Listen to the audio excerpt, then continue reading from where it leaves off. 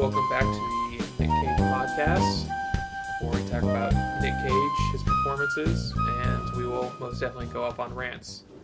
I'm your host, Austin. And I'm Tarell. And this week, we watched Primal.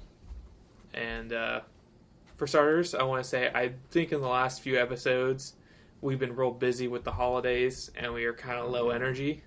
I definitely know in the last one, I was super low energy. What was the last one? Yeah. Last one was... It's been a while. Shit, was it National Treasure? No. Snake Eyes. Snake Eyes. Yeah. It's been a minute. These holidays are crazy. Yeah, not fun. Not good. But anyway, yeah, so hopefully we're going to keep the energy high in this one, mainly because I'll say it right now, this movie was not good. Primal was not good. And I should not have been as disappointed as I was. I should have known, because this director, Nick Powell, the only other thing he's ever directed was Outcast. Oh, the show you liked? The Nic Cage show? No, this was the Nick Cage movie where it was him and what's his name? Hayden Christensen. Oh, yeah, I remember that now, yeah. Oh, God. That was like a fever dream, because I watched it, but I could not tell you a single piece of dialogue that happened. Wow. Only visuals.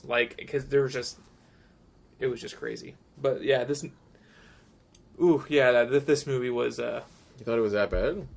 It wasn't good. It wasn't shit, but it wasn't good. So it just... It was cohesive. The last movie was better. It was cohesive. I mean, that's the best. I don't know. The last thing I saw before this was a couple days ago. I was going to watch this a few days ago, but like I had this, I needed like a stress reliever, so I'm like, let me watch like Underground 6 because I'm a big Michael Bay fan. Mm-hmm. There's dozens of us, right? There's dozens. Well, I mean, besides the general going movie, as far as like quote unquote, I guess film nerds. There's dozens of us that actually do like him. That was a hot mess of a movie. I don't know what the fuck that was. Of like, it's a fever dream of incoherent. So at least when I saw this is at least it had a at least it's cohesive and has a plot. So I had like just almost like film nausea. I was just like, no, not even that, just like almost purged from my system of something of that. So coming into this, at least it has a story and a plot. There's extra theme and like Six Underground was a fucking hot mess. I mean, you're right. There's one thing about this is that there were some bad character choices and some bad writing, but altogether, there was a few character decisions I didn't get. But the overall story was pretty. It was a pretty good story. It was cohesive. So I was happy. I was cohesive because holy fuck, man. I mean, as a big Michael fan, I don't know what the fuck. I don't know. He was just like hopped up on coke and everyone just went with it. And you're like, I don't. It was a weird. But this is definitely at least it was cohesive, and the characters were fun. So I'll give him that. So that was for me. For starters, I want to say I think this movie had the same problem as Outcast. Not as bad as Outcast, but the idea that the director kind of just let Nick Cage do whatever he wanted. Yeah. Even though what Nick Cage was doing didn't fit the character. No. I don't think Walsh was a well-rounded enough character for Nick Cage to just I don't think he was thought up well enough so that Nick Cage could fill in the holes kind of thing. Yeah, he was going full Nick Cage, particularly that one shot where, I'm being specific now, but when he gets his ringer, I guess to the commander, when he's like, we have to kill your tiger because he's letting loose on the thing, right? I'm gonna blow your fucking brain. Yeah, I'm like, this is a bit. You're gonna tell it to I'm gonna get in the face like that because he could just blow your fucking head off now, and you're gonna get in the commander's face. I don't know. It was just. Well, he's at one point he says that he has authority issues or problems taking orders. Yeah, because he worked at too many zoos. Therefore, he'll go ham on a fucking commander in his face. Yeah, I'm like, did he have a military back? I'm trying to. His background wasn't natural, other than him being sort of like a rebel badass. He said he was an army mechanic, which I was like, that's yeah, you were in the army, but you were a mechanic. Yeah, that's he was makes sense. He was a ranger or some shit. He was out there fucking around. But if he, I had the thought, I was like, if he was a ranger or something, that would make sense. Yeah, he tracks people. Oh, he tracks animals now. That would connect. Yeah. Even if he was a fucking army chef. Yeah. It's I had to cook for fucking 4-star generals, and I had to watch them let all these people die. So fuck your authority. Animals are easier or something. That would have made sense. But he's like, I worked on cars during what, Desert Storm. From there, I just like to. I still. I will say the opening scene pissed me off so much. Really? As somebody who grew up in a hunting family, I've been hunting a few times. I've never killed anything. I've gone with my dad, and I don't think my dad's been hunting has gone hunting for over a decade, and he's never killed anything. It's more of just him, just like his excuse to go be by himself in the middle of fucking nowhere. I think that's his excuse. Like hiking, pretty much hiking. It's hiking, but he gets to have a gun. Oh, nice. But like a big thing about hunting is scent. Like you have stuff that like covers your scent or puts a new scent on so that the animals don't smell you. Fucking Walsh is like sitting in a tree eating like Doritos. He's got a cigar and he's got booze. And he's reading a fucking like Sears catalog or some shit. Yeah. And I was like, this is terrible. And he's not paying any fucking attention. No, he's not. And he's just like, he's got like some dead carcass strung up, whatever. Was that a deer or something? Yeah, it was like a goat or something. A rotting animal dangling from like a rope, and which is nice foreshadowing for the ending. I like that foreshadowing. Hey-o. But it's also not how jaguars. Jaguars are ambush predators. They're not really scavengers. Ah, okay. This isn't me like doing research. I wasn't like, I'm gonna find out what's wrong with this movie. Oh, I tried. I did it. I mean, I did that too, but this was just like my knowledge from watching animal shows and like big cats. They are ambush predators. That's why you never turn your back on them, because even if you've trained them and you've trained them or like raised them for years, their instinct is to, like, if they see you back, they will attack you. They will hunt you. I knew I saw plenty of YouTube videos on that. Exactly. Don't fuck with people just fuck with them and they turn their back on them and inches up on them. I mean, I was for the CG was actually better than I expected. Yeah, because that like I was expecting the very smooth surfaces. The Jaguar to be just like to look just wet all the time. I thought it was gonna be that kind of level. It could have been blended better, but I mean the motion was really fucking good. Like who the company was, if they had like more time to blend it better in the scenes. I was surprised how smooth the movements were and how it blended. They did a great job on that. Just the blending was a bit rough. Pretty big budget, if I remember. About $15 million. Better than I thought for like a VOD movie. Yeah. Yeah. Like especially for this guy's like second film. And his first film. I don't remember any special. I mean, we're going to get to that movie eventually, but I don't remember any. I wanted to see that on purpose. Huh? See Outcast on purpose. I was at a friend's house and we were like cleaning or something, and I'll just turn something on. I went to Tubi TV. It was on there, sure, and we were like watching it. And then we kind of sat down. We're trying to watch it. And we're just like, what is happening? It's just that bad.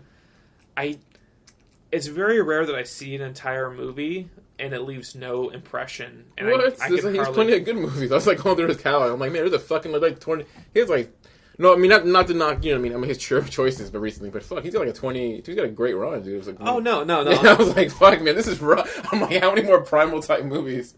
like Primal wasn't even like. I mean, at least Primal had its fun characters. It had redeeming qualities to it. Outcast. I mean, this was Nick Powell. Like, he's been a stunt coordinator for years. Okay. So he's just now breaking into directing. So Outcast was his first one, and for like directorial debut, not amazing. What year was that? This is like I'm like paralleling like John Wick, whatever. I mean, is it the whole like, you know what I mean? It's within the last 10 years. My mind is doing the whole like comparison of like, you know what I mean, of like, you know, stunt coordinators to turn directors. And I'm like, I wonder how he feels about that route. Yeah, that whole. Let's see. Because those guys, you know, went a different route. Went from doing John Wick to freaking the John Wick movie, Deadpool, to freaking Terminator. They were like, Terminator was a different guy. No, Terminator was a visual effects guy. Yeah, he did that. He was like Fincher's visual effects guy. Went and directed the first Deadpool movie, which is a huge leap. I mean, that was crazy. That was his first movie. I didn't do too much. There's not much on the movie. Diving in on Nick Powell. Yeah, I looked at. Nick Powell. No, I'm in the movie. I did. I went through trivia. There's like nothing. There's like gives crickets. Oh. There's like one cat. I'll bring it later. No, I'll probably save it for later. I'll keep you in suspense. The piece of trivia I found. Yeah, he's got 119 stunt credits. No shit. A few acting roles. I just got your text message saying you're at the door. Oh yeah, I hate banging on him, so it's like I'm so scared of you. I know I'm too. I'm not giving a good shit or something. 2014. So yeah, it's not that old. Okay, so it's in the time that John Wick came out. I was comparing his career with them, and not like compare those guys, but you know, because obviously they went very different routes. Yeah. Yeah. I mean, I'll have to watch Outcast again later because honestly, like I don't remember too much of it. So like the biggest actors in this movie, of course, Nic Cage. We've got Kevin Durand, yeah, who I love. Like, he does not get enough credit. Holy shit! Yes, he was. We wanted to go in and say who stole the fucking show. Yeah, that was my thing. I'm gonna say. Him. That was like a question I wrote down. That was my thing. Like, who had more fun? Who was better? Who stole the fucking show in this movie more than him? I think he might have. Dare I say, out Nic Cage in this movie? I think he did. I think the first time in the pod history where he did this shit, where someone fucking out Nic Cage in the movie. Which I was doing a little like trivia and looking into him, and I mean he's 6'6", so okay, he gets typecast a lot for like the big military roles. The first time I saw him in a role where he wasn't like a big bad guy or he wasn't a tough dude was in DC's new show Swamp Thing. Oh, okay. He was like a scientist. Oh, that's nice. He lost a bunch of muscle for that. Like he's usually a pretty bulky dude. He was pretty slim in that one. But yeah, he didn't seem that tall in this one. He didn't seem like 6'6". He's like about everyone's like an average height. Yeah, he didn't have that presence. He was just like pure badass. Like, well, because I mean, if we're gonna compare him to the way he looked in, say, Lost in like the mid 2000s, no, like he was like a military guy in there, and he wasn't like jacked, but he has some good muscle on him that really made him more imposing. And plus, everyone else on that cast is pretty short. Yeah, you put him next to fucking Dominic Monaghan, he's like Dominic Monaghan looks like a fucking hobbit next to him. Like, that's the picture I've seen him comparing to his wife, whatever, because his wife is like petite woman. Yeah. So,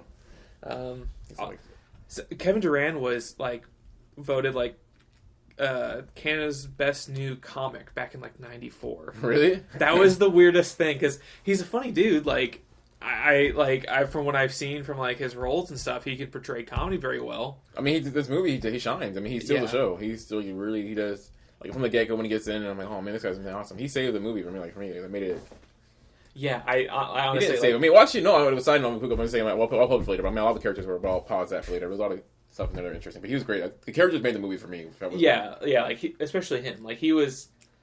It's hard to like if a movie's just all around okay. If you don't have a good bad guy, it's very hard. Like I mean, again, like I think there were some writing choices of things that he did that I was kind of like, okay, like that was kind of weird. But then later on, it kind of got like explained. But all around, like great character. Yeah, he did a good job. He was a great villain.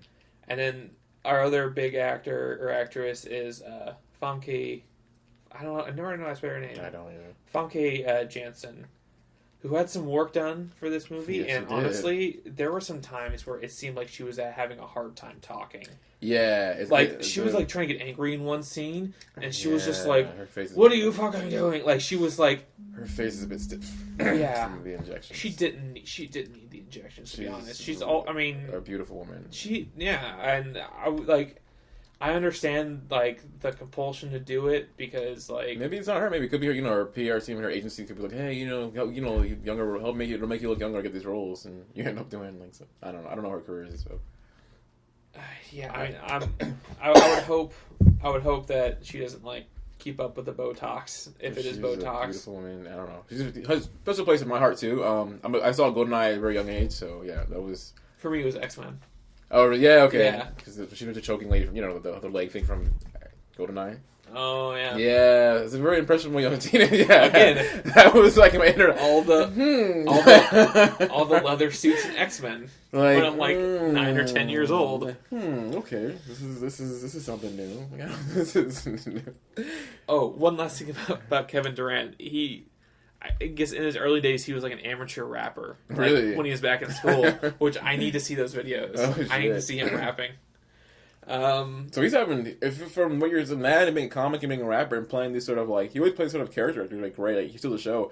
I feel like he's having a pretty good fucking life. Like he's he's not a star, but is he not having a good time or what? Like he's really having a. He was. I've been watching The Strain, and he's in there, and he plays this like Eastern European guy. He's got like a pretty like thick Eastern European accent.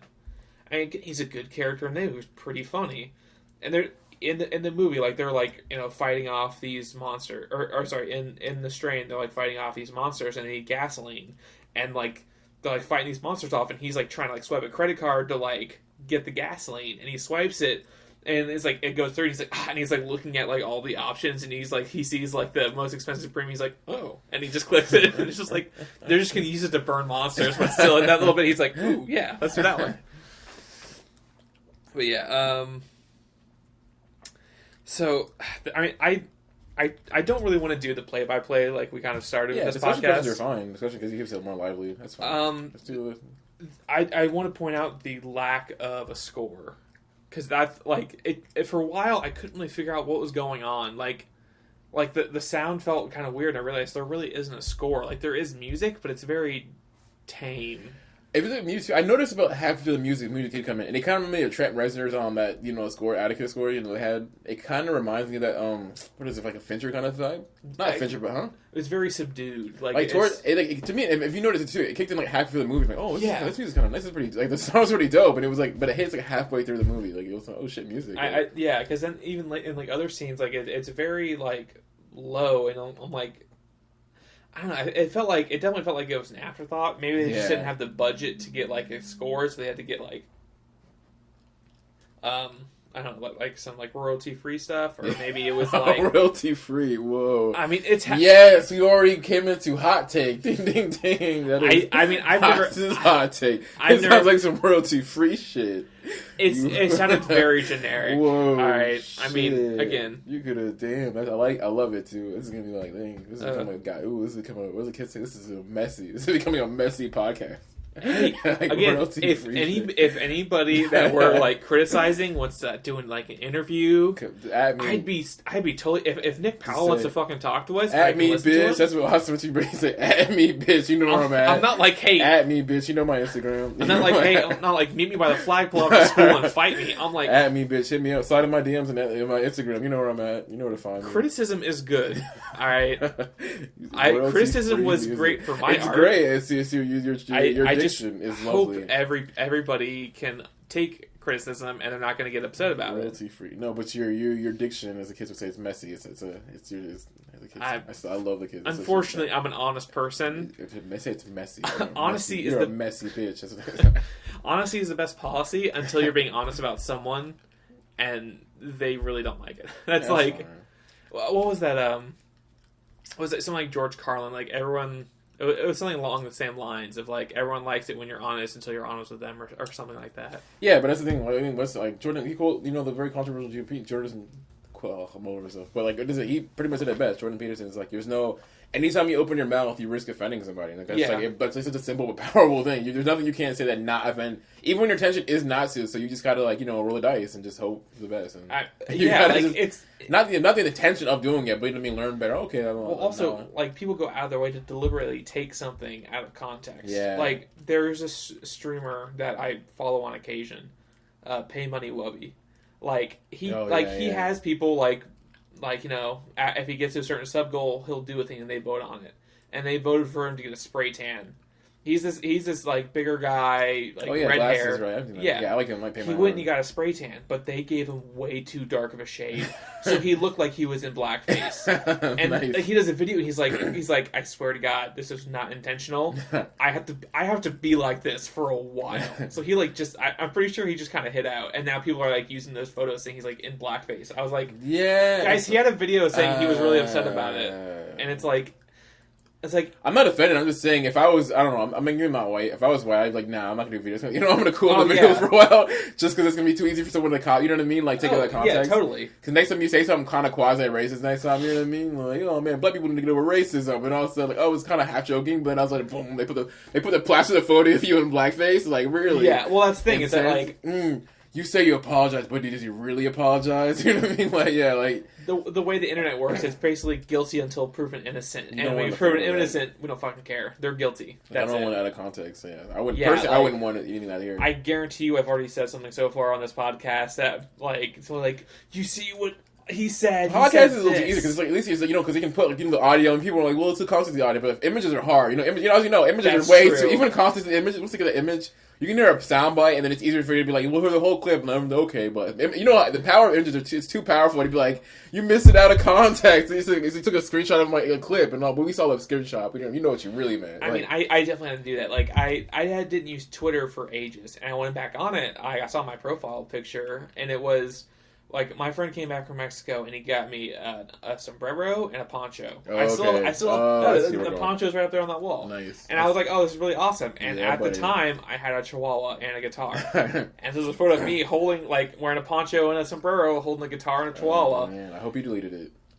I mean, you can use the Wayback Machine to get to anything. Yeah, so sure. I changed my profile picture, but I'm sure somebody can find it. And Yeah, it'll be like, out. Bill Obama to own it. at the time, it was literally like, I had this stuff in my house. It wasn't like, I'm going to go do this. And it was just like, oh, this is kind of funny. I just have this whole kind of like setup going. And then afterwards, I was like, this is in poor taste. Let me delete this. I mean, do what Obama did. You know, I'm serious with him. Like, did you smoke weed in college? Yeah, I did. And I got high. That was the point. Next question. Like, I was getting, like, did he say that? Yeah, he did. That's great. He didn't like. Well, you see, I was in a bad place in my life, and own that shit. And you know, you didn't even know. So you don't even know he said that. That's the campaign trail, because he just hit it. He just freaking steered into it, and then like cut it short. Didn't make excuses. Like, that's I think half of blackface.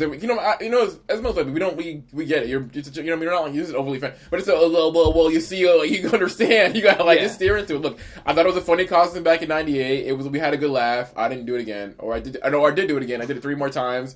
Now I understand the context. Not moving on. I fucked up. Hey, I fucked up. Like, just own it. I mean, I assume we're talking about Trudeau now. I did. He's like, he did it, and I was like, oh man, like he always seemed like a really cool guy. And he did that, and I would like. We said it like one time, and there was like one. So he tried to backtrack, and he was like, this, and he caught him again. That's something just like.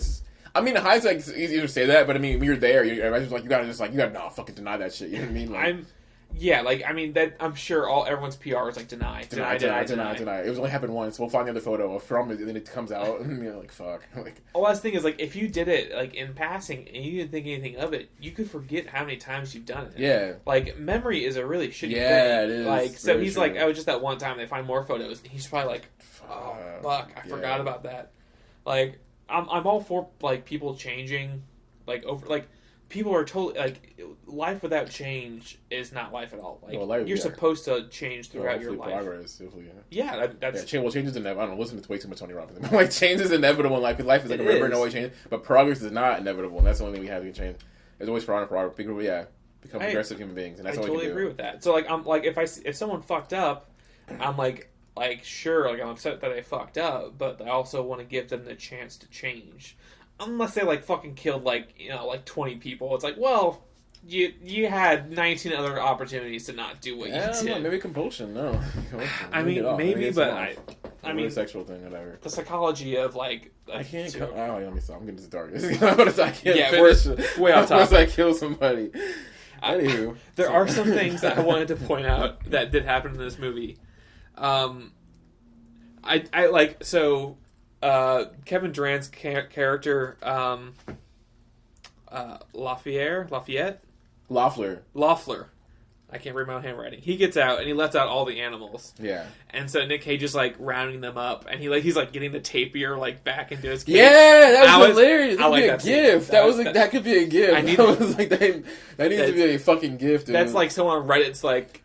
Oh, actually, this and that, and there's like, go on, get back in your cage. That could be an for reaction gift. Like, that's perfect for it. Yeah. Get back in your cage. Come on. It's the way he's just like hobbles. Like he definitely doesn't know what he's doing because you can tell he's very properly trained. Okay, hold on. I just want to check real quick. So whoever Richard Leder wrote this, and he has written. Oh boy, nothing of note. No offense, Richard. But I don't recognize any of this stuff. A lot of teleplays, a lot of TV movies.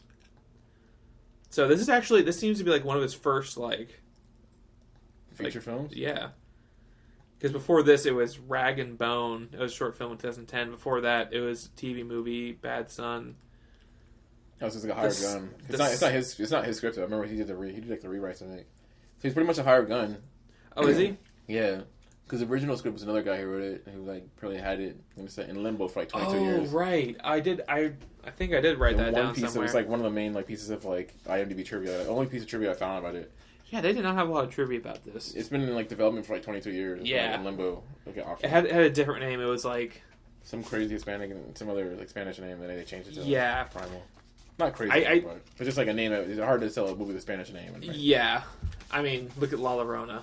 I mean, that movie wasn't good in the first place, from what I hear. I haven't seen it. Well, I think those are easier. It's like, you know what I mean? A gender article plus a word was that easier. I mean, like the El Mariachi, but it's hard when it has some name. It was it was almost a sentence. It was a Spanish sentence, which is different. Yeah. It doesn't have to be. It could be El Mariachi. We don't know what that is, but that sounds crazy. You know what I mean? But we'll go see it as Americans. But when I said it's like Essos Hermanos Deus. I'm like, what's a sentence? That's too much for Americans. Did you find like their lack of cursing for this movie kind of strange for a while? Like, I want to say it was rated R, but I don't know. Oh, this is definitely R because like he's going off. They went out of their way to not curse for a while. Nic Cage is ramping off, and the violence is pretty intense. So. Yeah, so like, but like there was a while there that like no one was cursing. People were actively like, oh, what, like damn, like what the heck? I'm like, I could have sworn someone said what the heck at one point. Like, really?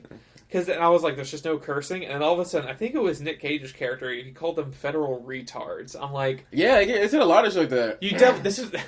That was definitely something that was written back in like the 90s. And there was a lot of like weird synonyms for like these agents. I noticed that too. You noticed that whole like, I guess we're picking nits, whatever. But like that was weird. Like federal retards, you fucking you stupid federal cow. Remember when something like cow? Yeah, like that. You stupid fucking federal cow. Like you federal cow. There's a lot of like weird synonyms. They just had forced in there. It felt like some very old like terms. Like from the you said that this was written like in the 90s and had been development hell. Yeah, I'm sure they updated the script, but obviously not enough because no one has used the word retard in a movie in a hot minute. I mean, I honestly can't remember. Trying to be like actively, unless it was like bad character, yeah, villainous character, maybe scary movie. I'm sure they said it in Scream. Like, I can't. Honestly, can't. I can't think of a recent memory of someone using. So, like them saying that, maybe it's character development, but it doesn't seem like that. It just seems like that's weird. You're right. I haven't heard this since the 90s. I haven't heard retard since the 90s. The last one was famously was always there's something about Mary, but the whole thing. Like, yeah, her brother's retarded. It's the way he said it always just tickles me. It's been a long time. There's a scene where Famke's character, I don't remember her name. I don't even remember what her character did. She's a doctor and she was neurologist. And she was just there because he had some sort of condition. You know, kind of showing the female role right there. It was like, oh, I'm the caring maternal one. Fuck, I absolutely hated that at the end they kind of got like a little flirty. That was one of my ding dong. That was one of my things. It kind of reminded me of Snake Eyes. Huh? You said that's one of my ding dongs. I'm like, what? That's one of my ding dongs. I like that. It's been quiet. It's Tarell's ding dongs. Tarell's ding dongs. No, yeah, that irritated me. Shoehorn the fucking romance at the end of the movie. It was literally like they were just going off like, oh, maybe they're just being like super passionate, like they hate each other, and it's like hate fucking. Yeah, yeah. It doesn't work, like. Especially, like, so both their characters... In the 90s. Worked in pretty much adventure movies in the 90s. Yeah, again, they need to update this shit. I would have just cut that out. I'm a maternal, like, you know, I'm a doctor, but she's a neurologist, but also she quickly falls into this sort of, like... I'm going to fall for this... I'm a medic, but like a maternal, motherly medic, and I'm going to fall for the bad boy. Because, are you a good man? Yeah, because, like, the maternal thing came out of nowhere. Yeah, because she's a nurse. She's, like, a straight up, like a very serious woman, you know, like, you know what I mean, in full decorated, you know, neurologist, and also now she's, like... Takes her clothes off, you know, shreds her clothes, and now she's like, you know, Mother Teresa. No, not Mother Teresa. It's a different foundation now, but like, you know. Yeah. But I mean, a very maternal, caring nurse, you know, now it's... Yeah, I did not like that. Like, her as a character was fine until that happened, and I was like... Are you a good man? Oh, he's like, I'm not a good guy. And he kept saying, like, I'm not a good guy. He's like, he was going out of his way to be like... Are you a good boy, huh? Like, it was getting really, like...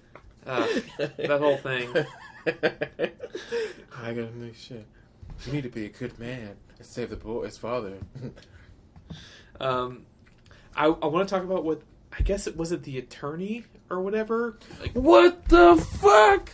He was like, I'm U.S. attorney, and he's like, how the fuck would you? Okay, that was the twist, but at the beginning, he's like, I'm U.S. attorney. Like he's pretty. He'd be a notable person, right? Well, he just said that. I just made him off the boat. He just said, "I'm U.S." He said it when he came in. I'm a U.S. attorney. There's no reason for an attorney to be there. For one, two, there were scenes where they left the end of the scene on him, and they kept the camera on him for a little too long. And immediately, I was like, he's up to something. But he was like, he's a U.S. attorney. Like you could just say, I work in the State Department. You could just say that I work in the like. Okay, well, I would have believed you. Well, I would only like, what the fuck was that? And then he does like.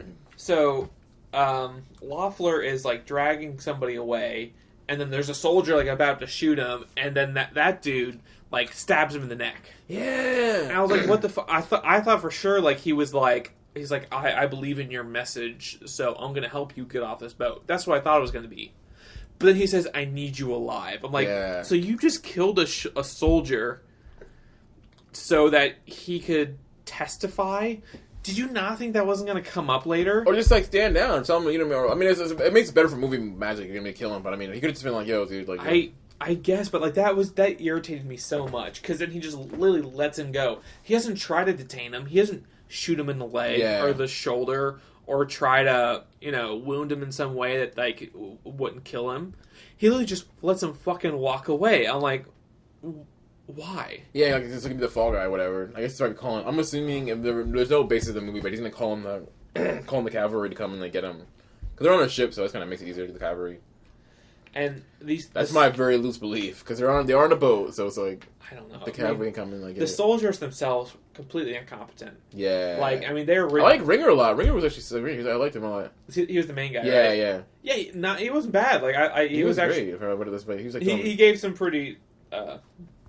Bad lines, but the main because he's like when Loeffler came down and was talking to the engineer, and he's like, oh, I'm Pinkman, and he like leaves, and the engineer's like, where'd he go? And like, where'd who go? And he's like, Pinkman. He's like, Pinkman's dead, and then they run off. I was like, I'm pretty sure I gave a line exactly like that in one of my like films I made when I was like 14. Like I almost guarantee you it was probably like right there. Yeah. Yeah, so I was not happy with the attorney and the soldiers, and those dudes died pretty fucking brutally, especially Ringer. Yeah, like he gets knocked down, like oh man, he's gonna do it, and he just blows his brains out. I was like, oh holy shit! The kills are pretty graphic. Everyone is super casual about shooting a gun inside of a fucking boat. Ringer just let off from the fucking. Remember he just let off from the snake. That shit would ricochet like fucking. You would blow your eardrums out by the echo. It's like. It's like he lit up that snake, whatever, in the fucking drip. He just boom, boom, boom, boom. Yeah, my biggest nitpick was the fact the lighting. I had to get off my chest. I think the fucking lighting was killing me. The movie was so underlit. It was like some student filmmaker did the normal where you throw a key light in a corner and you just you shoot it towards the actors and you just hope for the best kind of shooting. They look like they used the natural fluorescent lighting. But a lot of it was very harsh lighting from a corner or somewhere. Yeah. It literally like you know what I mean, you're a student and you're like all I got is you're in a big room and fuck we got this bright light, throw it in the corner and hope for the best. Yeah. That's what most of the movie was lit with. It was like hope for the best. We'll just throw it. And it was really distracting because a lot of times you couldn't really see shit. I will say one of my favorite parts of this movie is when Loeffler gets up into the control room after killing those guys and he's like fucking with like the navigation stuff and starts breaking shit down. I thought that was actually pretty cool. I like that he's using the navigation tool for my favorite part, the Nito part, where he's using the compass. Yeah, and he's like singing and stuff, and he's like cool. Like again, his character was great. He had this like childlike wonder about him, and he had a perversion of family, which made it a perversion of violence, which is really interesting. He was having a good time, which made him fun. I'm trying to read this. Breaker shave was cool. Shutting down the ship was pretty cool. Because they're like just shutting everything down. Because they're the old guy. We're just gonna go dead in the water. Yeah, it was the engineer and his Jamaican buddy Durand. Yeah, what the fuck is it? Green Mile Jr. Green Mile Jr. I was either gonna go Green Mile or like John Henry. Like he was gonna go fucking like destroy like a railroad. Beat the goddamn steam engines. He's got a fucking sweaty black friend with overalls and doesn't talk in the whole movie too, and he's just we're gonna help his backstory was actually kind of cool. They're like he defended himself, but it's like there's no white man on the island that was gonna believe that, so I stowed him away on my ship, and he's been with me ever since. That's what he said. Yeah, it was earlier on. I think it was when they were eating. Like that was the story. The engineer said that some soldier tried to fight him, and he killed the soldier in self defense. But he's like, but no white man on the island was gonna believe that. So he stowed him away on a ship, and he's been living and working with him ever since. Oh, okay. I missed that. Yeah, I was like, I was listening to it at the beginning when I was in the shop in my car. I was half that's my headphones. Yeah, I was blaring it off my phone listening to it, so I didn't hear that. That was one of my Star Wars moments of this background character is really cool. Let's expand on that, and then before you know it, they're gone. Killed. Yeah. That was the scene. I was rooting for Jerome, which I wish they would have given a better name. Yeah. That was just it's I don't know. Stereotypical. It is a white guy named Daniel. Yeah, or Bradley, something. Chad. Bradley, Chad. It's something. It's very very typical. Yeah, if you're a dude that wrote, if he doesn't know any people of color, you just write on the way you think they are. Yeah, you just go to any website and be like, top names for whatever race or like religion. You can be Chris too, or John. Or Yeah, I mean, like if you want to do that, or just be like like Jerome. I mean, he was Jamaican, so I don't know anything about Jamaica. The Jamaican name would be the popular name would be Donovan. Donovan. Donovan's like probably most popular. Donovan's a good fucking name. It's a popular Jamaican name. I like that name.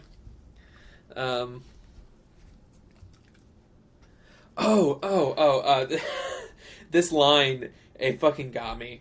There's the scene where Nic Cage has his bow pointed at Loeffler, who has Famke, and then the attorney or whoever's behind him. Yeah, that was good. That was a good standoff. His name was Freed, and he's like, Freed. Yeah. What the fuck? Yeah, that was my best quote. Boom. That's the Tarell Ding Dong.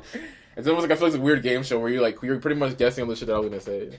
Because that felt exactly like the line that Travolta gave in Face Off. He's like, "What the fuck?" Yeah. He said free. He's like free. He didn't say his whole name properly. He said free. What the fuck? Yeah, that was what the fuck. Like he didn't look at him or anything. He didn't turn his head. Yeah, he was like, "What?" It was just a perfect culmination of like, what the fuck.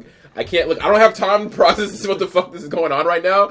But I got to kill the bad guy. So we'll figure this out later or whatever. And that scene, it's so weird that scene, one of the best lines in the movie, but also started off the fucking worst. Loeffler has Famke, and he's like, where's Walsh? And she's like, right behind you, motherfucker. Yeah, why would you give him away his position? Yeah. He's a badass.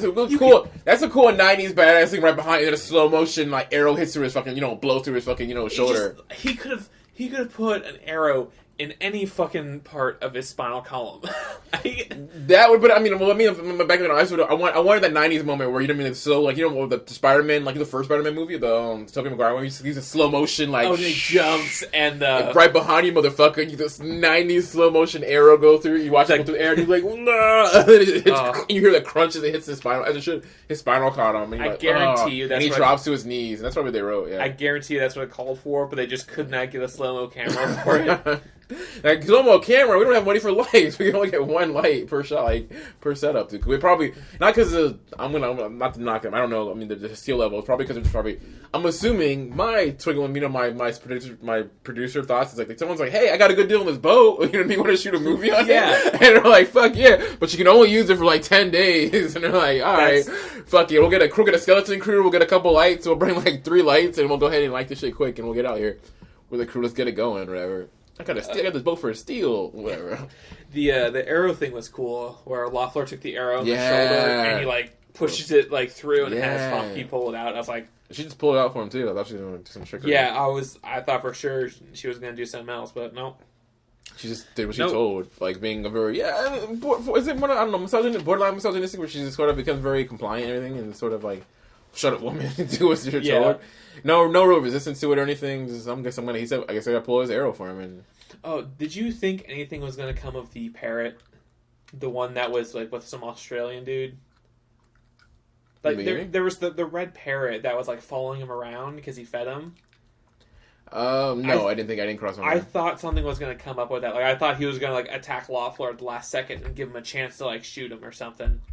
That felt like a real 90s thing that would have happened. But I was disappointed in that too. I thought it would be more interaction with animals. I was expecting more instead of a few birds getting fucking shot in the face. Yeah, I was expecting more cool animal kills. That's what I was kind of disappointed with. I'm sure the budget called, but probably the budget's very cut off. Yeah, because after the monkey, that's what I was expecting. Because the monkeys, I don't know why the chef did that. He went with one of the soldiers and then locked himself in the kitchen and decided to fucking attack monkeys. Yeah, he's a pitch. What was it? His intention was to go back and fuck with the soldier.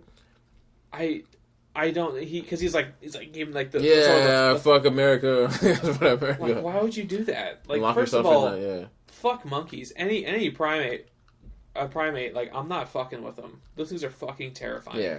Well, yeah, fuck that. If I locked in there and I turned around, there's a fucking monkey, I'd be right the back fuck out. I'd rather deal with fucking Loeffler than the fucking monkeys. Really? Fuck nah. I will not. What if you sat in the corner and by your own business? Mm-mm. Really? They'll come and fuck with you, think? Spider monkeys, chimpanzees, gorillas. Yeah, they rip your fucking face off. They'll rip your face off. They're incredibly strong, and they have sharp teeth, and they got sharp little nails, and they're covered in diseases. Yeah, fuck that. Nah, I don't fuck with them. And he was decided to attack them. Yeah, he grabbed the baby, which is He He's like the worst. You have to be some sort of fucking idiot to do that. Yeah, he's like he's like just as long as you don't grab the baby, and he grabs it and like wrangles the child. Yeah. Yeah. Okay, so animal death. Yeah, I really wish the animals played a bigger part. We had the snakes do a few things. The snakes killed bit the captain. But it wasn't in a fun way. I was hoping like someone would coil somebody or something, or like I don't know, like maybe dangle from crawl down something and get somebody. You know what I mean? Or like maybe like an anaconda crawl into it, or like because they're smaller snakes. It'd be cool to see like him, you know what I mean, like fall down from a snake, crawl on somebody's shirt, and just like go through. You know what I mean? Something like just to get that uncomfortable feeling of having a snake crawl on you. What movie was that where the dude's like hanging there and he gets like a snake? Oh, Raiders of the Lost Ark. Oh, really? And the first, which like the opening scene. Oh, what's his name? He played Doc Ock in the second Spider-Man movie. Alfred Molina? Yeah. He's that first dude in that movie. Oh shit! Again, like he looks totally different. Like his eyebrows are not plucked, so he's just got this like unibrow, this giant caterpillar across his forehead. So he looks completely different. But yeah, like there's a scene where like, the snake's like going down his shirt and he kind of freaks out. Was it that? It was one of the probably was. Snakes are a big part of that movie. I just rewatched Crystal Skull over the weekend. By the way, what do you think? It wasn't as bad as I remember. It had the same theme of like doing like digging into this like religion and having like the contents or like the theology behind it be real. So like they really ran with the whole alien thing, and it was kind of I mean, it was just as good as Temple of Doom, which Temple of Doom wasn't that great, but. I didn't. Not terrible. So you didn't hate it. I thought it was watchable. Like I saw it in theaters. I thought it was decent though. I was hyped for it. I was like, that's decent. And I was like, it was the worst movie ever. And I'm like, it doesn't happen. I like Shia LaBeouf. Yeah, he was good. I thought it was a good little roundup to him. Like he meets Marion again, and then like Shia LaBeouf's character is his son. His name's Mutt. And you're just like it was one of those where I kind of came out of nowhere, but it had some. I like Kate Blanchett. Oh yeah. Yeah, big fan of her too. Yeah, same. The Bob haircut was it was probably one of my favorite versions of Kate Blanchett. That's one of the I don't know why, but that's one of those things like a stern woman with short hair and like a uniform and an accent. Yeah. I'm like, oh boy, yeah, it was rough. That was rough. That was a tough time for me too. I was like, oh man, but she's a Nazi. Oh man, what's wrong with me? There's a scene where like they got like the ants are like coming after them. We're still talking about Crystal Skull here. There's a scene where like she's like hanging from a tree and she's like pulled her legs up and there's an ant crawling up her leg and her thigh and she like crushes it in her thighs and I was like, so many mixed feelings. Oh man, that was definitely the director's like, fuck yeah. Yeah, Spielberg's getting off on that. He did. He probably did like 20 takes of that. And he's got like it's just a USB, just plugs it, just watches her like on loop, just crush her thighs. Like yeah, that keeps him doing it. All right, so. Back to Primal. One thing I did like is that they kept calling the Jaguar a man-eater. Because in the beginning, it was like the ghost of the jungle, and like they call her a man-eater because she's like a ghost or like a god or something. And he's like, she's not a man-eater, and he was like, whatever. And then later, she actually does end up killing and eating Loeffler. That was a cool death, though. I mean, it was a cool death. That was a real nice full circle. Yeah, like I said, like this movie, it was coherent and it actually used elements from the end or from the beginning and used it in the end, which a lot of low budget movies don't do. Yeah, I did come back to it. It's like, I mean, literally the first scene until towards the ending, it came back to full circle.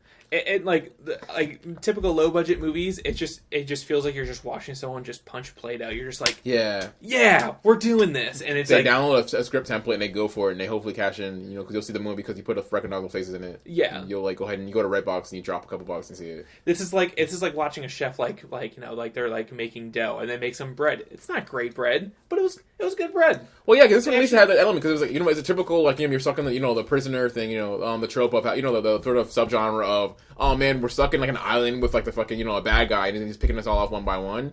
But at least it throws in the whole animal thing in it. So the other kind of like still spin on the twist on the whole like subgenre is throwing in animals and like cages. So kind of Jumanji meets like kind of like the trapped in the prison theme. Yeah, I mean, again, like this, not a great movie, but it was good. I mean, it could have been better. It could have been better. For what the elements it had, it could have been a better movie. But it's something I could definitely watch again. Yeah, like I could watch it again if I wanted to watch it with friends. If we're just like watching this part, like, oh, that's pretty cool.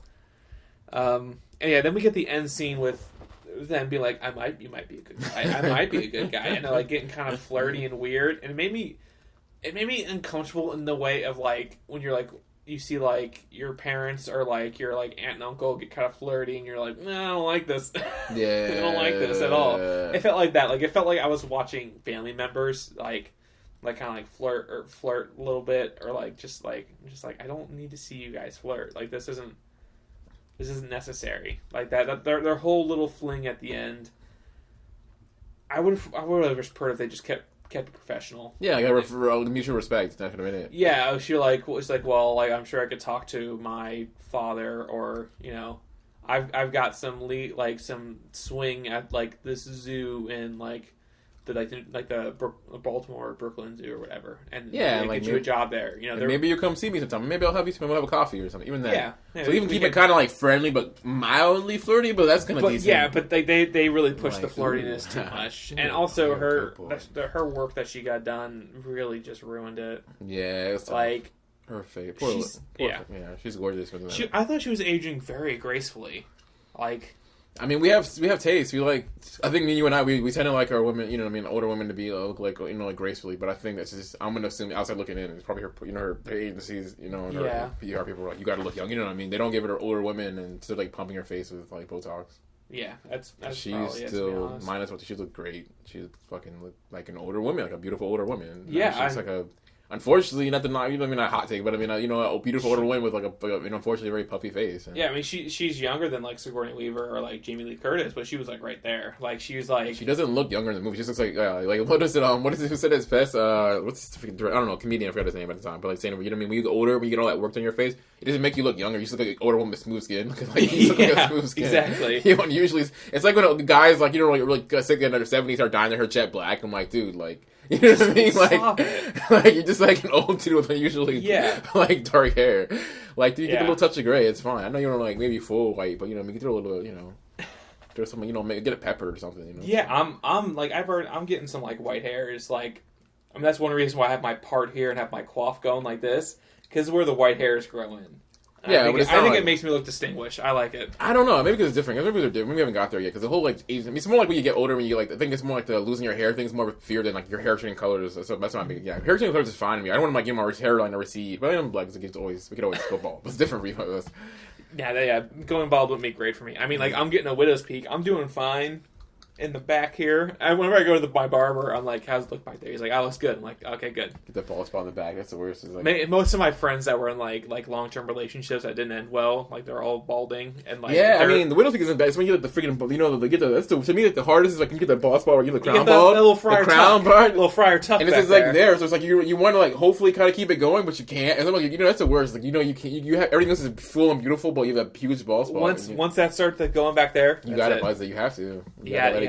Yeah. So I'm enjoying my hair while I have it, which I'm sure, hopefully, I'll have it for a while. I mean, I'll be 30 this year, so I'm still doing good. I mean, get the beard. That's the thing. As long as you get the beard going, the buzz haircut, it looks fine. Beard with a shaved head might go okay. Yeah, that'd be fine. I got a big ass head. I just found a picture of me in like 2004, 2005. I let my hair grow out. It's like a bowl cut in front, mole in the back, and my fucking like watermelon head. It just looks so bad. Nah, the beard will hold it, dude. The beard, because you've seen like plenty of. I'm gonna go to bars and everything. There's plenty of like bald white guys with like beard and thing. But when you lose a beard, it's gonna be rough. The beard and the bald. The beard and bald. Yeah, it's gonna be rough. I don't know what to tell you, dude. Without the beard, without the beard, I get carded for movies, and I'm like, I'm 29. People might think you're very ill, or you're just a sad suburban. Look at this large child, the 6'4" child. You look very ill, man. You look ill. Cool, man. All right, so we did the Who Stole the Show. It was Kevin Durant. Yeah, for sure, definitely for sure. I guess we can't really do like remakes because I mean this movie literally just came out a few months ago. Could this be done in a remake? We can still do a remake. This movie is ripe for a remake, though. If they had a $50 million budget, a remake would be great. Like there's a lot of play with the animals. Animal deaths. There's a lot of great kills in there. I mean, I would love to keep Nick Powell as choreography. Like some of the fight scenes in this, were pretty solid. Yeah, they were. They were kind of weird because they didn't have like any like I don't want to. I guess battle music, for lack of a better term. Yeah. They didn't have a lot. They didn't really have a score, so like they're fighting, and it's just like music. Yeah. Yeah. And it was that felt kind of weird, but He's a good stunt coordinator. Yeah, like he worked on some of the Bourne movies. So like, oh, fuck yeah. That guy. He's a really good stunt. He worked on Gladiator too. Okay, he's a really good stunt coordinator, and he could be a pretty good director. He just needs more experience. Oh, Mike Powell's the director. Nic Powell. Oh, Nic Powell was a sword credit on Bourne. He did this. Oh, I didn't know he was missing one of them. That's crazy. Let me double check. Because Bourne is like one of my it's probably my all-time. Let's see which Bourne though. That's like my top 5 action movies. This is the Bourne series. It's like my favorite. How'd you think about the Jeremy Renner Bourne movies? I liked just it. The one. I liked it too. People didn't like it. I liked it. He's just not. It was a long ass movie, but it was good. That's the problem. It's long because like Jeremy Renner. I don't know. It's a hot take. My hot take. It's Tarell's hot take. But like, he's not really that movie star kind of quality. And I know I said it. He doesn't have that sort of like. You know what I mean? Yeah. He's an amazing actor. Like he's fucking like Jeremy. You can't fuck with Jeremy Renner when it comes to like when he's in his element. But he's not like that. You know that star. He doesn't have that. He can't carry a movie like like Matt Damon can. I don't know. Did you see him in Dahmer though? Dahmer? Have you not seen Dahmer? Oh, Jeffrey Dahmer movie back in the day, the 90s. Yeah, old back now. I thought he carried that really well. I'm not sure if that movie put him on the map, but definitely feel like that's what it did. It's not even like he can't. I shouldn't say that's a poor way to say it. It's like he can't. I feel like when he does movies, he doesn't have that sort of like that. He doesn't have that Tom Cruise, that star power. He doesn't have that. You know what I mean? That sort of like that swagger that you need to like carry a fucking franchise, you know. I think I'm sure they're gonna do a Hawkeye movie, and I think he'll do real good with that. They're doing a series. It's not that he does. He can't. He doesn't. I feel like he doesn't want to. I feel like he doesn't care. Like I don't know. That's what I get from him. And like he's like, no, I'm good being a great, amazing thespian. Like, give me like a a role that I'm really can see my teeth in. Because when you take on that star role, you kind of like you become a more what's the way of putting it? A less complicated character, you know. And he likes playing complicated characters. He thrives in that element, you know. He doesn't want to have to play because you took that Tom Cruise role. You play a less, you know what I mean, a more less complicated character, less. I don't hate to say like what's a better way for you know what I mean. I don't want to say generic. But you know what I mean. You play a softer character. You're not as meatier a character when you play the lead role. You know, that's generally. I think he thrives in character actor positions. Obviously, the Hound and this and that. He does play a good villain. He's fucking amazing. Anything else? He's like anytime I see him, I'm like, it's gonna be fucking great. I really liked him. It's gonna be good. I think the first time I saw him was in SWAT. Really? Oh yeah. That dude, movie, he was great in SWAT. That movie, if you look at that cat, go book. Yeah, it's fucking cast. Great, dude. I liked it when it came out. I was like, this is a pretty solid movie. It wasn't amazing. But it was like, this is good. The cast is freaking crazy. Like, they all went out and did great things. And okay, so let me just round off some of Nic Powell's stunt credits. He did Bourne Identity. He did some in Gladiator, Hot Rod, Nacho Libre, X-Men: The Last Stand. Oh, he did the first one. Oh, he did Cinderella Man. Okay, he did the second Bourne. Okay. Second Bourne. 28 Days Later. Bourne Supremacy is the one. That was the one. The newspaper fight is like legendary. That's probably one of the greatest all-time fight handoff. I'll have to pull that up on YouTube because I don't. The newspaper fight. I fucking love it. Oh, I vaguely remember that. When he comes in the house and he picks up the gun and he's like, "Oh, it feels a bit light," you know what I mean? And they fucking fuck each other up with the newspaper. Yeah, because it's based on that sort of that Asian like fighting style. That was like fucking legendary because I've never seen anything like that like an American movie where it's just like. You're getting hand-to-hand contact with like newspaper, and it works, and it's great, and it's fucking like something you've never seen before. It's kind of like that Jackie Chan feel where he'll do like a martial. Yeah, but just like doing shit. But it felt serious and it felt lived in. It didn't feel like that's what I loved about it. It was I think they kind of borrowed a lot from Jackie Chan, but it felt lived in about being comedic. You know what I mean? But like this is all like highly trained people like learning. He had a set of skills that was just like very resourcefulness, and as opposed to just like you know what I mean, like straight up hand to hand. It was great. And it worked well. I watched Battle in the Bronx a few weeks ago. The Jackie Chan movie. Yeah.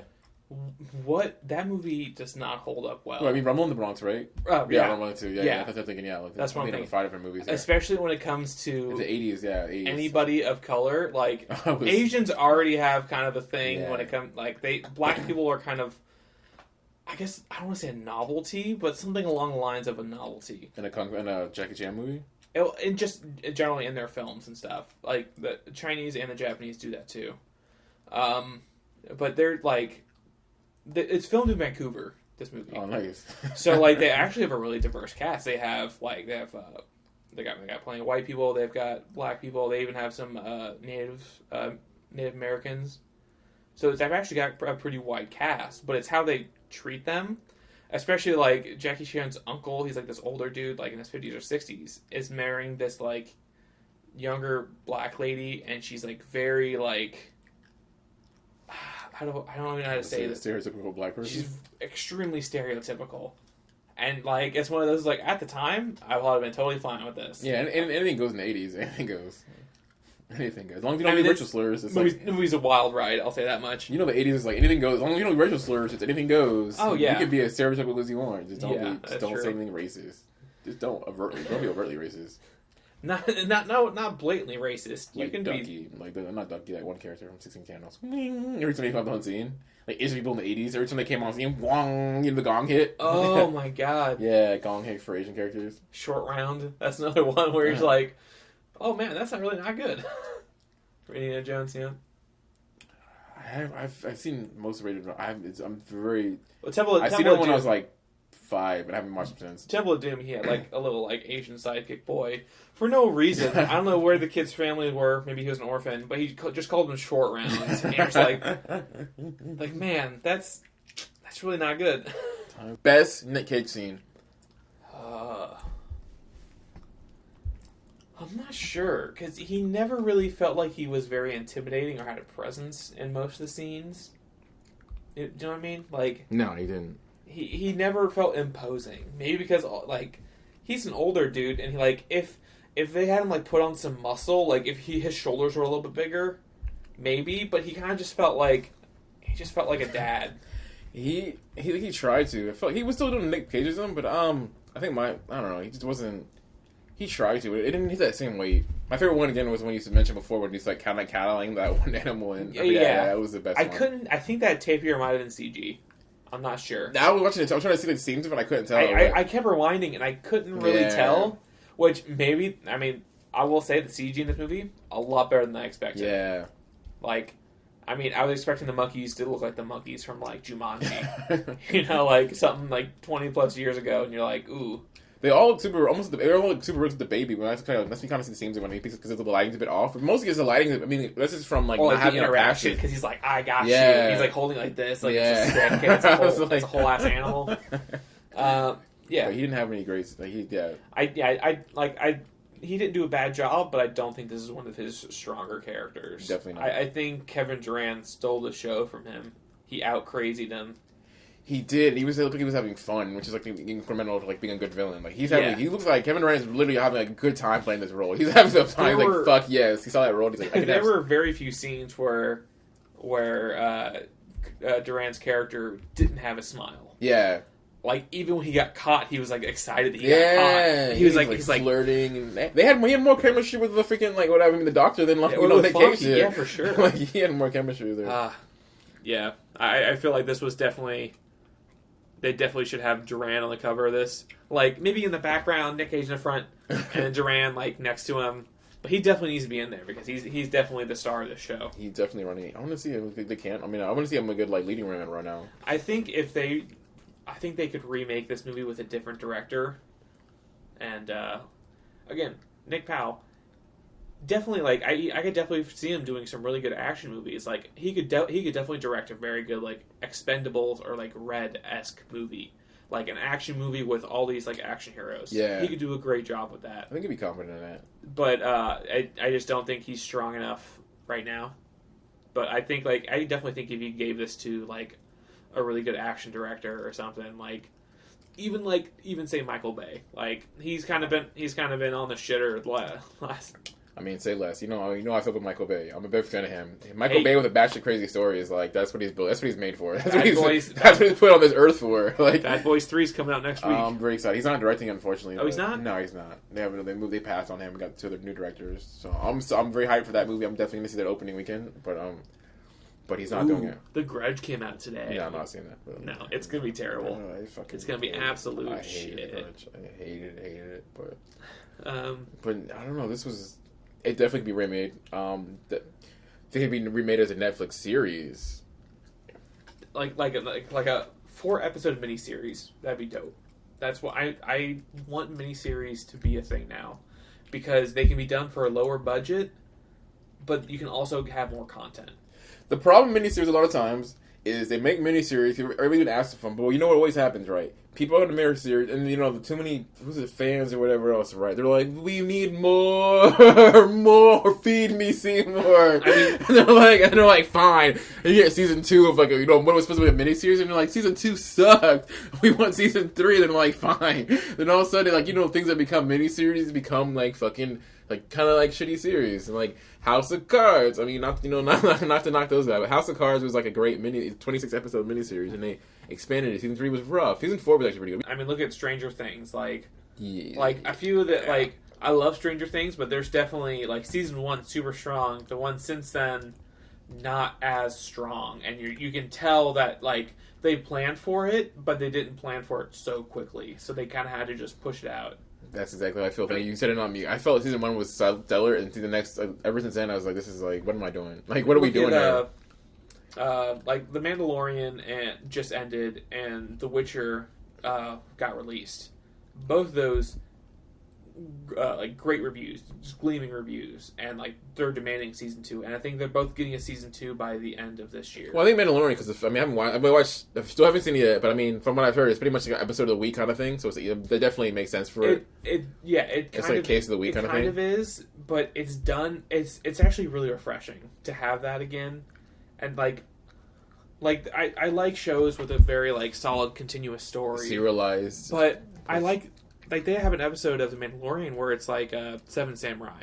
Like it's nice. A total homage to Seven Samurai. And that's refreshing to be like, I know the story hook. It's not like they're not trying to be revolutionary, and there's a reason why like these kind of work, because like they're classics. We like episodes. I mean, it's weird. Yeah, it's weird when people are saying that, because like, I mean, like, like people forgot about, there's network TV. Like kids forgot about, millennials forgot about, like, have you heard of ABC, NBC? They do that every week. It's so, but we don't watch that. We all watch like we're so ingrained nowadays of like serialized shows, or the ones we do watch is like most of us. I mean, I'm speaking to very like mainstream terms here. I mean, like The Office and and Parks and Rec, which is each episode every week. Like The Witcher. Have you watched any of that? No, yet? I haven't watched it yet. This, like, the timeline's kind of weird. Like, the way they do it is like, this character's story is happening right now. This character's story is happening 100 years ago. This character's story is happening 10 years ago. But they don't tell you that. You just assume it's all happening at the same time. That's crazy. And then all of a sudden it's converging, and you're like, oh, wait, what? Like, oh, that wasn't happening then? And then you meet them now, and they're just like this hugely powerful character, and the last time you saw them, they were this like little wimp, and you're just like, oh, that's more confusing than Watchmen. It was pretty confusing, especially since I didn't know it was happening, and then they had a scene where like this character was supposed to be this other character's like mother, but it was her mother was the same age as her in that scene, and they looked exactly alike. Holy so shit. My mind was like, I was like, why is she older? But she's not. I was losing that my doesn't shit. sound good. It's a good show though. It just doesn't seem like Henry Cavill, so good. Yeah, he's he's so sexual, fucking funny. I mean, good. I'm a fan of him. He's and platonically, I don't know. That sounds. He's a good looking dude. He is a. Now it's sexual. There's a whole. I mean, you can go ahead and say it. He's a hunk. Nah, dude. Nah, definitely not. All the scenes of him as Superman without a shirt on. I don't definitely consider him out. There's a great scene. 100% heterosexual. There's a great scene. I think it was Batman vs Superman, or was it Justice League? I think it was Justice League. There's a scene where he's like talking to somebody, and he's like his eyes start glowing, and he's like tensing up, and you can see all his muscles tense, like in his like all up, and then he like shoots the laser out of his eyes. That's a cool scene. That's a cool way of doing it. It was really cool. Again, watch DC movies, but just don't expect anything great. I mean, eventually, I'll get to. I'm good. I'll pass. Sure, I got it right here. I also have fine, thank you. Hot Fuzz on HD DVD. You sure you don't want HD DVD? Holy shit, dude! And like in a couple a decade's gonna be fucking worth thousands. I got this at Goodwill, and I was like, "This is $1. I have no way to watch it." HD DVD. HD DVD. The news format. I miss those commercials. Yeah, dude. I mean, the only reason why HD DVD died was because the porn industry backed Blu-ray. Really? Same thing happened with VHS and Beta. Really? Yeah, the porn industry backed VHS, and then Beta died. Oh, even though HD DVD at the time was the better format. It was stronger than Blu-ray, but I don't remember why, but yeah. So That's what happened to HD DVD. I think we've said all we can about this movie. Do you got any more questions? Because there wasn't really a lot of trivia to go on other than it was in like production hell for like fucking 30 years. Yeah. It's like been recasting. You can't really say there's recasting it. There's nothing really that I knew. I couldn't find any trivia about what else would have played in this movie. We picked nits. The only thing is Dion Waiters award. Who did the most, the least? That's my one anyway. I just wanted to touch on, I guess, the fact that there's a lot of characters in the movie were having a good time, I think. Yeah. So I want to touch on Dion Waiters, I guess, would be who did the most, the least. My take would be the older guy, the mechanic, I guess, the guy who ran the ship. The old scruffy guy who's like smoking a cigar in the ship bay, remember? Oh yeah, the engineer. I really liked him. I enjoyed his character. He's like he was not taking shit from anybody. He did the most. He did the most of the least. Very little bit of line, but he chewed up scenery every time he was in there. He was going for it. He's like, this is my chance. Like smoking a cigar. Just like an over the top like trying to be the old guy. He went for it, and I really appreciate that. I'd have to agree with that. Like, I can't, like, there's other, like, I really wanted to see more about Jerome. Jerome seemed like a really cool fucking dude. And he's, like, killing him off. He had a whole, like, John Henry Green Mile kind of thing. Like, he put that wrench over his shoulder. Yeah. Someone's getting fucking brains. And that was it. I was so pissed. That's exactly. When he had the fight, he was like, swinging around, and he didn't fucking clock anybody with it. That's like Chekhov's, like, wrench. Chekhov's wrench. It is not hard. Okay, I'll tell you right now, it is not hard to hit somebody with a stick. Like, especially, like, sure, I'm sure Durand or Loeffler had like reach on him. Yeah. But when you're swinging around like a stick, it's not hard to hit somebody. Like, everyone's like jump out of the way. Ooh. Oh, like they jump out of the way. That doesn't really work that well. I mean, I've never gotten to a fight, but I definitely sparred with my friend a lot. Like we had these woods we would go into. We had like wooden swords, and we would just like beat the shit out of each other. That sounded really homoerotic. It's alright. We got the woods and just beat with our swords. Sexual frustration. That's all good, but I'm saying... I mean, we were teenagers. That's all good, man. It's cool. I just wanted to see someone get brained with a fucking wrench really bad. You know what I mean? Anytime you see a big wrench in a movie, someone's got to... You pull out a big wrench, someone's going to get fucking clocked with it. That's like the movie rule. It's got to be a rule. It has to be. Yeah. And nobody got fucking clocked. I think it's maybe in the editing room floor. Maybe in the director's cut when they release it. When they release it. Man. We'll check it out. Oh my god! If there's I will go back if I can get a physical copy of this with a commentary. I will. Nic Cage is on it. I will get a hold. They have them. It's on Amazon. Is it? I think so. I don't know. Do they have commentaries on Amazon? As far as I knew, that DVDs. DVDs. I remember Netflix was trying to push it for long. I think because obviously, as you probably. I think we talked about your theory before. They weren't putting it on there because they don't want they want to keep it exclusive to DVDs and Blu-rays. They need to push DVDs because I love bonus features and stuff, but I can do without them. I can find them online streaming or something. What do you mean streaming? No, just like the bonus features and stuff. Like that's the only reason why like people buy like special like physical copies. Yeah, that's the big theory. I mean, that's pretty much I think the only reason because in fact they won't. That's why they haven't tied it into like what I mean. Like Netflix, there's no option to like hit like commentary and all that. Because it's like so people keep buying like the physical. I mean they can always with the older DVDs. Whenever I had them, like this is back like I used to spend whole summers like watching movies and like listening to audio commentaries. I listened to the entire commentary for Psych. Oh yeah, you told me. So I know way too much about that show. Same thing with Eureka. I watched that entire series with the audio commentary multiple times. Fuck, that's hardcore. I really liked the show and I want to know more about it, so I listened to a lot of bonus features, and learned a lot about the show and the process. Because at the time, I still want to make films, but at the time I was like writing scripts. Like this is like pre 2009-ish era. Yeah, this was like high school. Like when a summer meant I had 3 months to do absolutely anything I wanted. Actually, before that, maybe 2012, 2011, before like even that. I mean, before even you started cranking out like like here's how to make a movie. You don't know much like the comprehensive information. Yeah, they didn't. So back then it was. Yeah, I remember back to the era when I was a kid too. It was like if you want to learn about making movies, you had to fucking pick up a camera and like DVD features was it. You were like yeah. So before you picked up a camera, then DVDs came out. And oh man, directors are talking about making movies. That was like fucking revolutionary for us. Yeah, that was like game changing.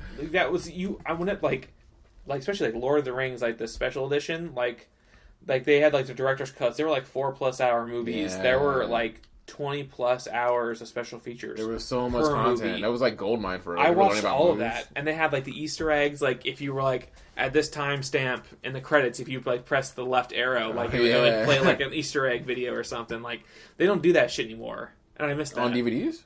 Yeah, they don't do like Easter eggs. Like I will pull up I don't know where it is. I will pull out the Master of Disguise movie I have on DVD, and there's Easter eggs on there. It'll just like if you're just going through and press left twice, it'll just put you off the screen and highlight like a star that doesn't exist, and you click on that, and it's some like Easter egg video. Oh shit! I don't know if they do not. I mean, it's not like they probably still do like Creatine. I'm not Creatine. The Criterion Collection and like I don't know. I think that A24 probably does because they're pretty hip. I would hope they do. They're little hip kids over there. Speaking of A24, I just watched The Lighthouse the other day. How was it? So good. I gotta check it out. It was Edger, the Edger brothers. They wrote it, and then I can't remember which one directed it. I think Robert Edger. That's what I'm saying. I know I have the Witch somewhere, but you own The Witch? Yeah. Oh shit! I love that movie. Hardcore. I absolutely love that movie, and this one was very close second to it. Like this one, like it was just I loved it. Closed set, small cast. It's just Robert Pattinson and Willem Dafoe. Oh shit! That's it. Just the two of them, and them like going off each other about these like two like super like repressed dudes stuck in this place together. I think you would really like it. I wouldn't see it in theater. It's super. It's already out on digital. I think it comes out physical on Tuesday. I'll check it out then. Yeah, so that's your movie recommendation then. Well. I know you were there, but I sure. No, transition. Not like I'm doing it. I'm not like taking that role. That's the great. Yeah, I would definitely recommend. I mean, it's not for the faint of heart. There is some weird shit. I love weird shit, and there's some weird shit in that movie. But I would just, if you live with your family, don't watch it with them in the room. Really? It's uncomfortable? It's one of those things where it like if you're watching a movie and like, you know, some dude's like jerking off in the movie, like, yeah, that's fine. But if you're watching your parents, you're like, okay, this is getting awkward. Or like there's like it doesn't bother me. I watched Game of Thrones with my parents. My mom was always no. My parents are very very conservative and very religious. So like nudity, masturbation, even sex in general. That's just like it was awkward for Game of Thrones. Gave me over that hill. That's what it was. Game of Thrones made it less awkward. I was saying it's like if we can live through that, we can watch anything together. Because like my parents won't touch it. I got my dad the first Game of Thrones, or I got him Game of Thrones the book, the song. Oh, nice. So I got him that for Christmas. I'm also giving him the Dresden Files to read, and he seems fine with it. Because in the one book I gave him, I totally forgot that there is a nasty sex scene in there. This guy's girlfriend is has like turning into a vampire, and she's like trying to like attack him, so he's like trying to hold her back, and he's got her like tied up, and she's like grinding against him, and it just gets like real nasty. Yeah. And I remember like listening to the audiobook, and I'm just like, ooh, oh shit, getting nasty. But so what's your recommendation? Not Underground 6. I know I was pretty disappointed. As a big Michael Bay fan, I do recommend. What did I see? Uncut Gems. I did like that. I need to see that. I didn't get a chance to see it at the Enzion. Speaking of A20, was that at the Enzion? Yeah, it was at the Enzion for like 3 or 4 days, and I wanted to, but it was during the time where I went back home for the Christmas. I mean, it got a wide release, so it's fine. Yeah, I'll see it. I'll for sure. I can see it being very divisive, the movie. So I don't know. I guess going with expectation. I don't know, because it was kind of like the whole movie is really him trying to like. I don't know. Spoil. I'm very much just him like it's like an anxiety laced thing where he's just trying to like get things done, and he's like compiling his problems and sort of doing it. When I saw the trailer, I was like, I might actually like an Adam Sandler film. I mean, like, it's not. I love Punch Drunk Love. That's one of my favorite movies. So when I saw this, it's like, yes, this is like I love. This is like in the same vein. Have you seen Punch Drunk Love? I feel like I have, but I don't recall. It's where he plays like he's like I think he's a toilet glass toilet like some plunger salesman, and he falls in love with his girl and he's got all these problems. They kind of compounding while he's running around trying to escape him.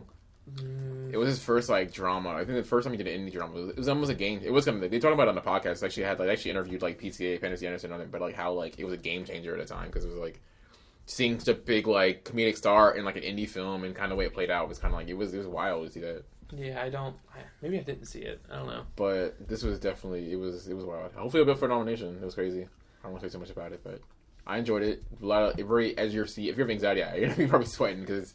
Yeah, I don't know. There's plenty of movies, like, thrillers themselves give me anxiety. Like, I already have a lot of anxiety, so, like, even thrillers can, like, set that off. It wasn't that bad. It's one of the things, like, I saw, what was the one? The Jennifer Lawrence movie where she, the one she's mother... I still haven't seen it. Yeah, I was sweating in theater. I almost left. This one didn't. It was just tense. It was just in a good way. It was a good tension. It was like his movies. It was great direction. I love the cinematography. It was like really hyped for that too. So it was like, on a level of Disturbia to Rear Window, where's the anxiety? oh. They're like the same fucking movie, so that's Rear Window. I mean, Disturbia wasn't. I mean, Disturbia. Well, I'm thinking. Oh, yeah, you're right. I'm thinking of the fucking ballet movie with the girls. No. I was like, that was pretty fucking intense. No, like Disturbia is Rear Window, but with Shia teenagers. LaBeouf. Yeah. With... Actually, full disclosure, I haven't seen. Oh, I didn't see Disturbia. I did see that. Oh yeah. I didn't see Rear Window yet. It didn't feel that tense to me when I saw it. I remember it being thrilling to me. I was like excited. I don't remember being like, I remember being like intense, but I remember Rear Window being more stressful. Because in the Rear Window, like, he's got a broken leg. Yeah, so that's the bad way to put it. He physically can't get away. But in Disturbia, he can get away. He's just gonna, it's more stressful than that. That's the thing. Because I was watching, I don't want to see, I know you have anxiety. I don't like set you up and go see this. Like, I had a panic attack. Fuck you, Tarell. But it was stressful because you're watching somebody making increasingly bad decisions. And you're like, what the fuck kind of thing. That's that kind of stressful. You're like, why would you fucking do that? You almost want to scream at him in the theater, or you're like, what the fuck is wrong with you? That will make you fucking. You'll get more angry and stressful than like. Anxious. In that case, I'll probably just watch it at home. That way, I can pause it and like stop. What the fuck? You're like watching theater. I had to do that with The Irishman. Like I had to one long ass movie. Two, like I had to pause and be like, all right, I need to take a quick break. I need to get a drink. I need to go to the bathroom. I need to. Yeah, that's what I thought about that. Yeah, the guy, Hoffa. That's what I thought about Hoffa. When I was making increasingly bad decisions, and you're just like, what the fuck are you doing? Like, his ego was just... That's why I felt some lucid movies, yeah. That's why I was like, I need to take a break, because, like, I know what's going to happen. I know enough about history to know, like, I know what's going to happen. Popped, yeah. Whew. Yeah. All right. Anything else? Let's see. I guess the last thing is this movie for next week. Right. This is your choice. My choice? I'll pick something I haven't seen by him yet. Let's go a little crazy with it. I guess the movie that he won the gold for. I mean, the one the Oscar for. I haven't seen it yet. Leaving Las Vegas. Oh. The one he won an Oscar for. I feel like I saw that movie a long time ago. Like, I feel like I've seen all these movies like on the WB at some point. Because when I had basic cable. WB. So, yeah, I'm sure I've seen it. It does sound very familiar. He's like playing a writer, I believe a suicidal writer who's like depressed and he finds a woman and it kind of like helps him. Sure, it's like a really like downbeat movie, but enough like uplifting. No, I don't. I've not never uplifting, seen it. but not like in a cool, like corny way. But it didn't mean like a kind of. It seemed like a really cool movie. That is very different from him. So let's see. Is that on streaming anywhere? So anyone listening can get ready to go see it right after this. Free $99 or included. I would hope so. Oh shit! It looks like it's free to watch on YouTube. You see it?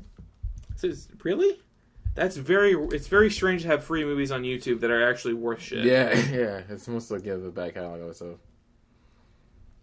It's like Deep Space Odyssey. Hell yeah, it's on there. Oh, whoops. That's bad radio. Is it like in Spanish or anything? No, it's the whole movie. Oh, TV version. Oh, you can watch it free though. It's free on Netflix. Oh, it's on Netflix? Yeah. Oh, not Netflix. I mean, I don't know. I mean, on HBO. I mean, not fucking HBO. Fucking YouTube. Yeah, it's legitimately free. Let's see what the TV version. Oh no, hon. Well, the viewers at home will figure it. That's crazy. You can watch it on YouTube. Let's see. Hit movies.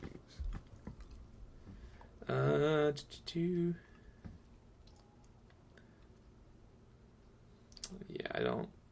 Yeah, it's on YouTube. I mean, I don't know what the differences are between the TV version and the theatrical version. Probably have like fun edits, like fun like curse word edits, like cheese and rice, mother flowers. You know, those are my favorite. That's what I miss of the '90s. That's what. You don't get those anymore. Yeah, these new kids, these freaking you kids, your Netflix and your freaking full raw movies. You don't know what it's like in the '90s. Giggle at freaking movie edits.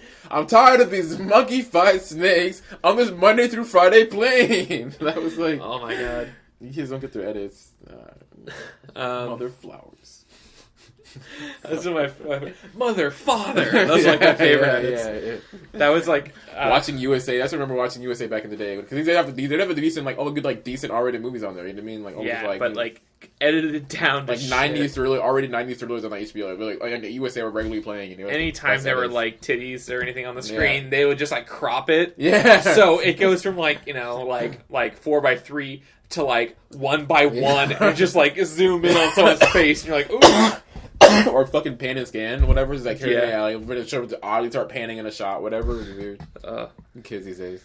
Alright, well, I think that's it for this episode. We got our recommendations. We got our film for next week. I think we're good. Thanks for joining us. And again, you can contact us if you want to give us a criticism, some tips, maybe got some fun trivia. If you got your own thoughts on them films, that just something we missed, you can message us at nickcagepodcast@gmail.com. Thanks for listening, and sorry.